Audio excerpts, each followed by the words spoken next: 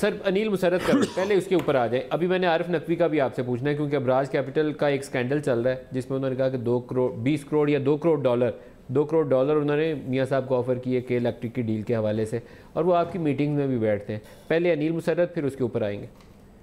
انیل مسرت کا کیا رول ہے اس سارے پروجیکٹ کے اندر؟ کوئی آفیشیل ٹاسک فورس اناؤنس ہوئی ہے جس میں انیل مسرت صاحب آپ کی میٹنگ میں بیٹھے پرائم منسٹر سے؟ دیکھیں نا, prime minister has every right to consult anybody. ٹھیک ہے, دیکھیں نا, وہ ایک بہت بڑا نام ہے ریئل اسٹیٹ میں, وہ بہت بڑا نام ہے یہ ہاؤس بلڈنگ میں.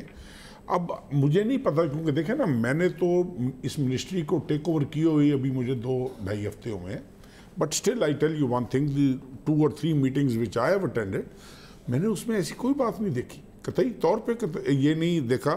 ہاں, رائے وہ لے رہے ہیں, ہر آدمی سے رائے لے رہے ہیں جس کا ان کو پتہ چلتا ہے کہ جی فلاں آدمی بھی اس میں ہیلپ فل ہو سکتا ہے.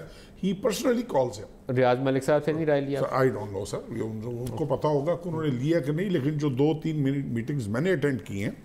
اور باقی رہ گئی بات کہ آپ کہہ رہے ہیں کہ یہ ابراج والا عارف نقوی, میں آئی ڈونٹ نو ہے, سچی بات ہے, میں سے آپ سے کہوں میں آئی ڈونٹ نو ہم.